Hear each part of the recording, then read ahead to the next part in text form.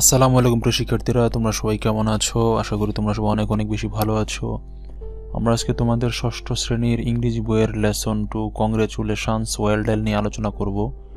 এখানে মূলত অনেকগুলো ডায়লগ রয়েছে। এখানে কাজ করার মতো খুব বেশি বিষয় এখানে নেই, শুধুমাত্র অর্থ সহকারে তুমি যদি পড়তে পারো তাহলে এটাই তোমার ক্লাসে উপকার আসবে এবং টিচার তোমাকে অর্থ সহকারে পড়ার জন্যই বলবে। এই জন্য আমরা আজকে এটার জন্য কোনো ধরনের পিডিএফ তৈরি করে নিই বা কোনো ধরনের লেখা আলাদা তৈরি করে নিই। আমরা এই প্যাসেজটি বা এই অংশটি অর্থ সহকারে পড়বো। তোমরা আমাদের সাথেই থাকো, তাহলে অর্থগুলো তোমরা বুঝতে পারবে এবং ক্লাসে জিজ্ঞেস করলে শিক্ষককে সুন্দর মতো গুছিয়ে বলতে পারবে। চলো আমরা আলোচনা শুরু করি অর্থ সহকারে। আমাদের টপিকের নাম হচ্ছে কংগ্রেচুলেশনস, স্বাগতম, ওয়েল ডান, ভালো করেছো। প্রথমে এতে বলা হয়েছে we often use some routine expressions in our everyday conversations. আমরা প্রায় সময় আমাদের সচরাচর আলোচনায় বিভিন্ন ধরনের কনভারসেশন আমরা আলোচনা করে থাকি।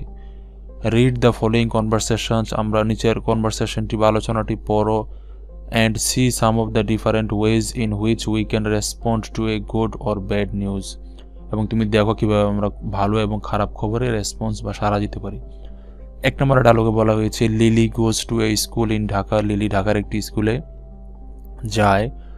And her parents live in a small town, তার পিতামাতা বসবাস করে একটি ছোট শহরে। ইন টাঙ্গাইল ডিস্ট্রিক্ট, টাঙ্গাইলে। Lily is talking to her father over telephone. Lily তার বাবার সাথে টেলিফোনে কথা বলছে। লিলি বলছে হ্যালো বাবা, ওহি বাবা। বাবা বলছে লিলি হাউ আর ইউ, তুমি কেমন আছো?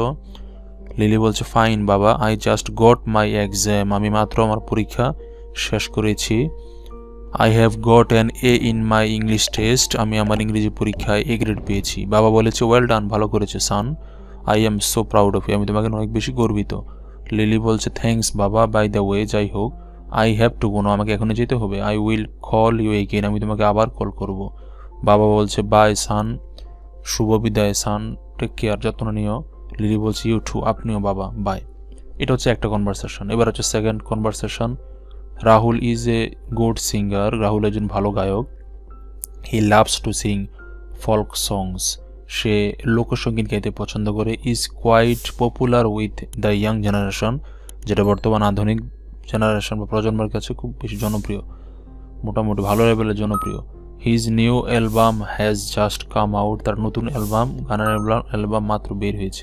নিনা hello Rahul, oh hey Rahul, you look very happy today, তোমাকে আজকে খুবই খুশি লাগছে। রাহুল বলছে আই এম হ্যাপি, আমি খুশি। আই জাস্ট হার্ড দ্যাট, আমি মাত্র শুনেছি যে my new album of Lalon songs has been a hit, আমি শুনেছি আমার নতুন গান লালন যে গান যেটা সেটা হিট হয়েছে, অর্থাৎ জনপ্রিয় হয়েছে। নিনা বলছে ও গ্রেট, কংগ্রেচুলেশনস, ও ভালো, চমৎকার, তোমাকে স্বাগতম। রাহুল বলছে থ্যাঙ্কস নিনা, ধন্যবাদ Nina. I can't tell you how happy I am, আমি তোমাকে বলতে পারবো না আমি কি পরিমাণ খুশি হয়েছি। 3 নম্বর কনভারসেশনে বলা হয়েছে Manjur is a student of class 6, Manjur class 6 এর একজন শিক্ষার্থী। In a government high school, একটা সরকারি স্কুলে। ইন রাজবাড়িতে। Recently there was an inter school essay competition, ইদানিং একটি বিদ্যালয়ে রচনা অনুষ্ঠিত হয়েছে। On the occasion of our independence day, আমাদের স্বাধীনতা দিবস অনুযায়ী। Manjur has participated and got a prize, Manjur অংশগ্রহণ করেছে এবং পুরস্কার পেয়েছে। রাজ বলছে হেলো মঞ্জুর, ওহে মঞ্জুর, হোয়াটস দ্য ম্যাটার, কি ব্যাপার? ইউ লুক এক্সাইটেড, তোমাকে উত্তেজিত লাগছে। মঞ্জুর বলছে ইউ রিমেম্বার দ্য কম্পিটিশন, তোমার কম্পিটিশনের কথা মনে আছে? আই টুক পার্ট, আমি অংশগ্রহণ করেছিলাম। রাজ বলছে ইয়েস আই ডু, হ্যাঁ আমার মনে আছে। হোয়াট হ্যাপেন্ড, কি হয়েছে? মঞ্জুর বলছে I am happy that I have won the competition, আমার খুশি লাগছে কারণ আমি সেই কম্পিটিশনে জয়ী হয়েছি। ইনফ্যাক্ট বস্তুত I have won the first prize, আমি প্রথম পুরস্কার পেয়েছি। রাজ বলছে ও দ্যাটস মারভেলাস, এটা তো খুবই চমৎকার, কংগ্রেচুলেশন, স্বাগতম। মঞ্জুর বলছে থ্যাঙ্কস রাজ, ধন্যবাদ রাজ। ঠিক আছে, এবার এখানে আমরা কিছু ল্যাঙ্গুয়েজ দেখো আমরা ফোকাস করব শেখার জন্য। যেমন when we are glad or happy, যখন আমরা খুশি এবং খুব বেশি আনন্দিত হই। To hear about any good news, ভালো খবর শোনার পরে। We usually express our happiness with this expression, আমরা সাধারণত এই ধরনের কথাগুলো বলে আমরা আমাদের অভিব্যক্তি প্রকাশ করি। যেমন কংগ্রেচুলেশনস, অভিনন্দন, ওয়েল ডান, ভালো করেছো, দ্যাটস মারভেলাস, এটা খুবই চমৎকার বা খুবই চিত্তাকর্ষক। দ্যাটস ওয়ান্ডারফুল, এটা খুবই চমকপ্রদ, গ্রেট, মহৎ, এক্সেট্রা। ইন রিটার্ন, ফেরত দিক থেকে বা অন্য দিক থেকে। দ্য আদার পারসন ইউজুয়ালি সেইজ, অন্য ব্যক্তিরা সাধারণত বলে থ্যাঙ্কস, ধন্যবাদ, অর থ্যাংক ইউ, আপনাকে ধন্যবাদ। আচ্ছা, এবার এখানে A1 একটা কথা বলা হয়েছে, discuss the meaning of generation album hit edge a part they have been used in the conversation above. এই বিষয় নিয়ে আলোচনা করার জন্য বলা হয়েছে। কনভারসেশন মানে হচ্ছে আলোচনা করতে বলা হয়েছে। জেনারেশন মানে প্রজন্ম, অ্যালবাম মানে গানের অ্যালবাম, ঠিক আছে। হিট মানে এটা জনপ্রিয় হয়েছে, এগুলো নিয়ে আলোচনা করতে বলা হয়েছে। এখানে কোনো আহামরি সেরকম কোনো কাজ নেই। এবার আর সব বিয়ে আমরা এখানে আরেকটি প্যাসেজ বা ডায়ালগ দেখতে পাচ্ছি। দেখো কি বলা হয়েছে, let's now see what we say when we hear about something not good or not happy. চলো আমরা এমন কিছু পড়ি যেটা কোনো কিছু ভালো হয়নি, এমন কিছু শুনলে আমরা কি করব এই বিষয়ে একটু পড়ি। রিড দ্য ফলোয়িং ডায়ালগস, নিচে ডায়ালগটি পড়ো। ববি বলছে, hi Susan, why didn't you come to school last week? তুমি গত সপ্তাহে কেন বিদ্যালয়ে আসোনি? সুজান বলছে, আই হ্যাভ দ্য ফ্লু, আমার ঠান্ডা লেগেছিল। I was in bed most of the time, আমি প্রায় সময় বিছানাতেই ছিলাম। ববি বলছে, oh so I am sorry to hear that, আমি এটা শুনে খুবই খারাপ লাগছে। How do you feel now, তোমার এখন কেমন লাগছে? এটা হচ্ছে খারাপ লাগা বিষয়ে তুমি কীভাবে রেসপন্স করবে।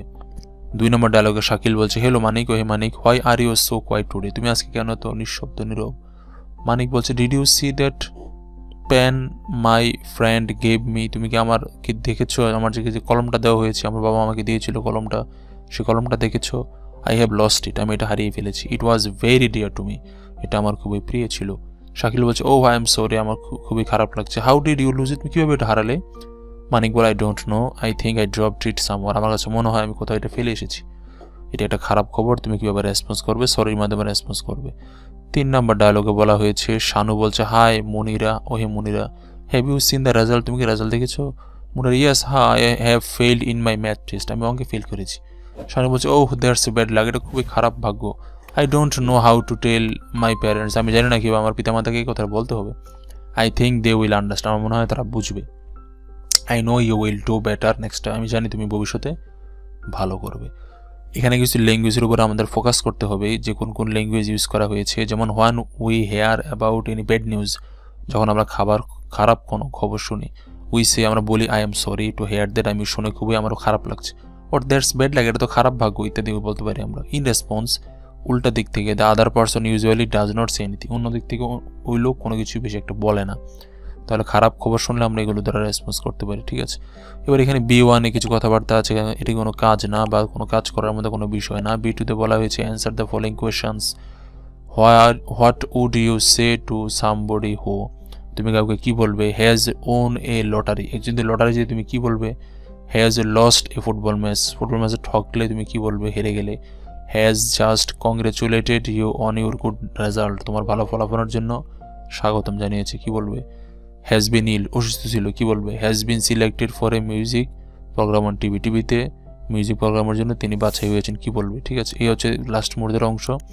এটা তুমি বানিয়ে মেরে লিখতে পারবে যে, if I have seen any one who has won the lottery, কেউ যে লটারি জিতে থাকে, আই কংগ্রেচুলেট হিম, এক্ষেত্রে কংগ্রেচুলেশন জানাবে। এই ক্ষেত্রে ওয়েল ডান বলবে, এই ক্ষেত্রে কংগ্রেচুলেশন জানাবে।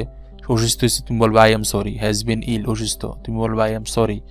তারপরে has been selected for music program, congratulation বলবে। এই কথাগুলো বলবে, এটা কোনো বড় ধরনের কোনো কাজ নয়। এখানে তোমাকে মূলত শিখতে হবে যে প্যাসেজ রয়েছে এগুলো অর্থ সহকারে পড়তে হবে, তাহলে পরবর্তী অংশে তোমরা পরবর্তী পাঠগুলো খুব সহজে বুঝবে। অর্থ সহকারে তোমরা যদি পড়তে পারো, এটাই মূলত এই অধ্যায়ের কাজ, ঠিক আছে। কোনো ধরনের টেবিল বা কোনো ধরনের প্যারাগ্রাফ নাই থাকলে আমরা লিখে দিতাম, যেহেতু কোনো ধরনের কাজ নেই, আমরা শুধু অর্থ শুধুমাত্র পড়লাম তোমাদের জন্য।